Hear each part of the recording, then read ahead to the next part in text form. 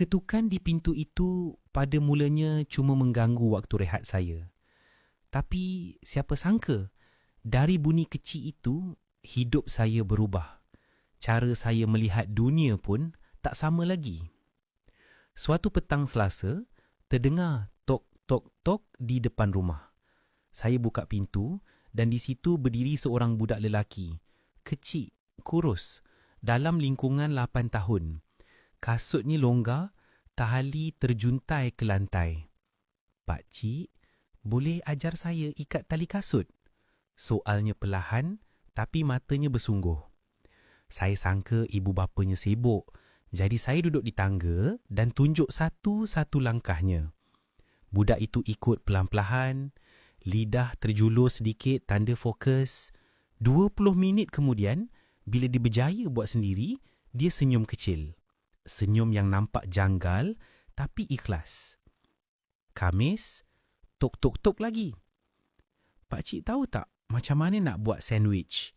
katanya sambil pegang 2 keping roti. Saya gelak kecil. "Roti dulu, baru mentega kacang.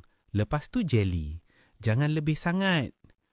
Dia angguk serius, macam saya tengah ajar dia hukum fizik. Hari demi hari, ketukan itu jadi rutin.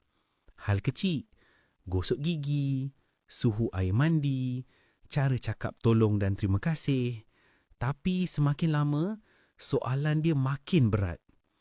Macam mana nak tahu kalau makanan dah basi? Apa nak buat kalau orang jerit dekat kita? Normal ke kalau orang dewasa kunci budak dalam bilik?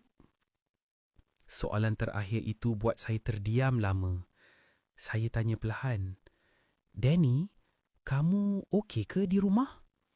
Dia pandang lantai, bahu kecilnya terangkat sedikit. "Pegawai kebajikan cakap, saya tak boleh cakap pasal tu."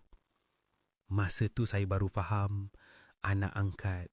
Dan dari cara dia berdiri tegak setiap kali saya bercakap, dari cara dia minta maaf atas benda kecil, saya tahu dia bukan tak tahu, dia cuma takut.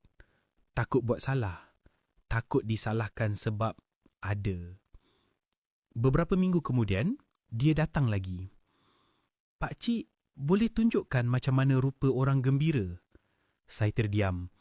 Dia sambung, "Saya nampak pakcik gelak dengan makcik semalam, macam best." Saya cuba buat muka gembira, sedih, marah. Dan dia tiru depan cermin koridor saya. Senyuman dia kaku, tapi cuba sebaik mungkin.